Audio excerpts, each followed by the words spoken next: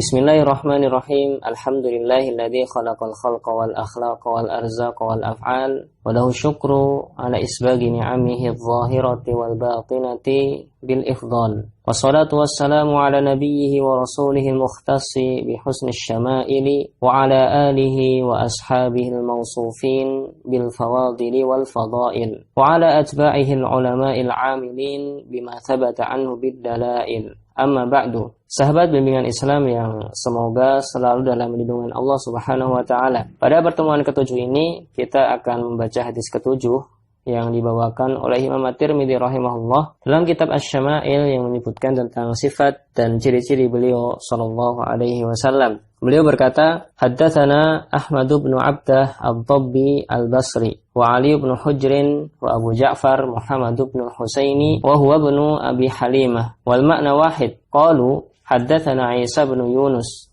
an Umar bin Abdullah maula Ghufrah."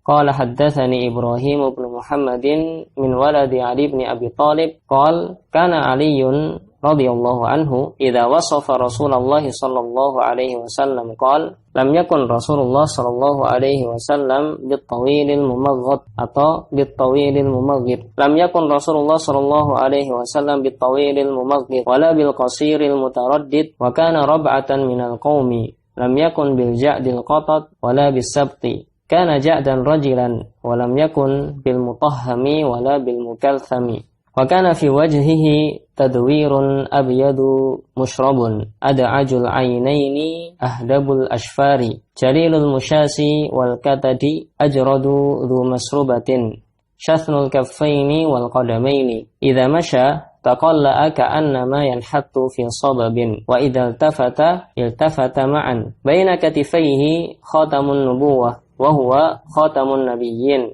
ajwadun nasi sadran wa asdaqun nasi lahjatan wa alyanuhum arikatan wa akramuhum ishratan man ra'ahu badihatan habah wa man khalatahu ma'rifatan ahabbah yaqulu na'ituhu lam ara qablahu wa la ba'dahu mithlahu sallallahu alaihi wasallam. Kemudian Imam At-Tirmidzi membawakan penjelasan Al-Asma'i tentang kata-kata asing yang dipakai dalam hadis ini. Akan tetapi kita tidak akan membacakannya dan kami cukupkan dengan terjemahan bahasa Indonesia yang akan kita bawakan karena telah mengandung tafsiran-tafsiran tersebut. Dalam hadis ketujuh ini Imam At-Tirmidzi membawakan hadis yang cukup panjang dengan sanad periwayatannya hingga Ali bin Abi Thalib radhiyallahu anhu. Ketika mensifati Rasulullah sallallahu alaihi wasallam, Ali berkata, beliau sallallahu alaihi wasallam bukanlah seorang yang sangat tinggi, bukan pula seorang yang sangat pendek. Beliau adalah sosok yang memiliki tinggi ideal. Rambut beliau sallallahu alaihi wasallam tidak keriting, tidak pula lurus, tapi tengah-tengah di antara keduanya.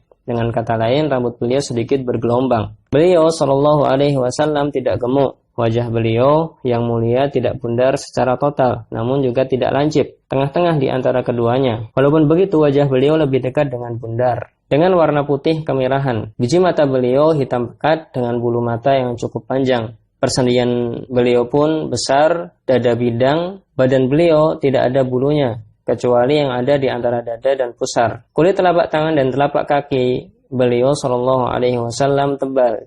Jika berjalan, seakan-akan sedang berjalan menurun. Jika menoleh ke belakang, seluruh badan beliau sallallahu alaihi wasallam akan ikut berputar. Ada tanda atau cap kenabian di punggung beliau dan tidak ada nabi setelahnya. Rasulullah sallallahu alaihi wasallam adalah seorang yang paling bagus dadanya, paling jujur ucapannya, lembut kepribadiannya. Beliau sallallahu alaihi wasallam adalah seorang sahabat yang sangat baik. Seorang yang baru melihatnya akan menaruh rasa hormat kepadanya dikarenakan kewibawaan yang beliau miliki.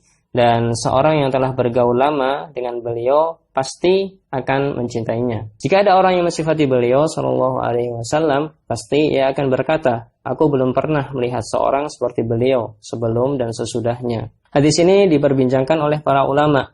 Dan Syekh Abdul Razak Al-Badr mengatakan hadis ini adalah hadis yang dhaif atau lemah. Bahkan Imam At-Tirmidzi sendiri ketika meriwayatkan hadis ini dalam kitab Sunan beliau mengatakan, dan hadis ini jalan periwayatannya terputus, tidak bersambung. Lihat Sunan At-Tirmidzi dengan nomor 3638. Namun, sifat-sifat yang ada dalam hadis ini didukung oleh hadis-hadis lain, sehingga tidak boleh bagi kita mengingkari sifat-sifat yang ada dalam hadis ini jika sifat-sifat tersebut telah didukung oleh hadis-hadis lain yang hasan ataupun sahih. Adapun pelajaran yang bisa kita ambil dari hadis ini, yang pertama adalah tentang tinggi beliau sallallahu alaihi wasallam, yang mana beliau sallallahu alaihi wasallam memiliki tinggi yang ideal, sebagaimana telah berlalu penyebutannya dalam hadis-hadis yang lainnya. Kemudian yang kedua tentang rambut beliau sallallahu alaihi wasallam. Rambut beliau sallallahu alaihi wasallam tidak keriting dan juga tidak lurus 100%. Namun rambut beliau sallallahu alaihi wasallam sedikit bergelombang. Pelajaran yang ketiga adalah tentang badan beliau, yang mana badan beliau sallallahu alaihi wasallam bukanlah badan yang gemuk. Kemudian yang keempat adalah tentang wajah beliau sallallahu alaihi wasallam. Wajah beliau sallallahu alaihi wasallam bukanlah wajah yang bundar, namun juga tidak lancip. Mungkin dalam bahasa kita bisa disebut lonjong. Wallahu a'lam. Yang kelima, tentang warna wajah beliau sallallahu alaihi wasallam. Disebutkan dalam hadis bahwasanya warnanya adalah putih kemerah-merahan.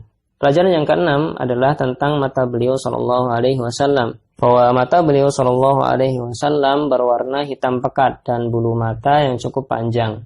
Kemudian yang ketujuh adalah tentang badan beliau, yang mana badan beliau adalah badan yang kekar lagi kuat, karena persendian beliau besar, dada bidang, kulit telapak tangan dan telapak kaki tebal, dan itu semua menunjukkan bahwasanya beliau adalah kekar lagi kuat. Kemudian yang kedelapan, badan beliau sallallahu alaihi wasallam tidak berambut atau berbulu kecuali yang berada di antara dada dan pusar dan beberapa tempat lainnya. Kemudian yang kesembilan tentang cara berjalan beliau sallallahu alaihi wasallam. Jika berjalan, beliau Rasulullah Shallallahu Alaihi Wasallam akan berjalan dengan cepat, tidak malas-malasan, seakan-akan beliau sedang berjalan menurun. Kemudian yang ke-10 adalah tentang kewibawaan beliau, dan hal itu ditunjukkan saat beliau Shallallahu Alaihi Wasallam menoleh ke belakang. Ketika menoleh ke belakang, beliau tidak hanya menolehkan wajahnya saja, akan tetapi seluruh badan beliau Shallallahu Alaihi Wasallam ikut berputar. Kemudian yang ke-11 adalah tentang tanda kenabian. Tanda kenabian beliau sallallahu alaihi wasallam adalah daging yang tumbuh di punggung,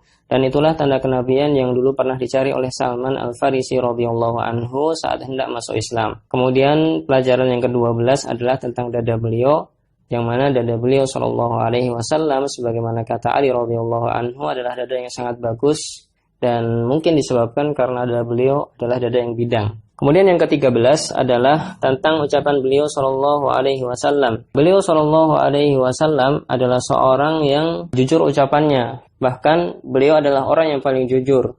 Sebelum diangkat menjadi nabi dan rasul, beliau telah mendapatkan gelar Al-Amin. Dan Ibnu Mas'ud pun dalam sebuah hadis mensifati beliau dengan as-sadiq, as-sadiqul masduq, yang benar lagi dibenarkan. Kemudian pelajaran yang ke-14, jika ada orang yang baru pertama kali melihat beliau sallallahu alaihi wasallam, pasti ia akan segan kepadanya sallallahu alaihi wasallam karena sikap dan penampilan beliau yang berwibawa. Dan jika ada orang yang telah bersahabat lama dan sangat mengenal beliau, pasti ia akan mencintainya. Dan itu semua karena sikap dan akhlak yang dimiliki oleh Rasulullah Shallallahu Alaihi Wasallam. Kemudian pelajaran yang ke-15, jika ada seorang yang mensifati beliau, pasti ia akan mengatakan, aku belum pernah melihat seorang seperti beliau Shallallahu Alaihi Wasallam sebelum dan sesudahnya.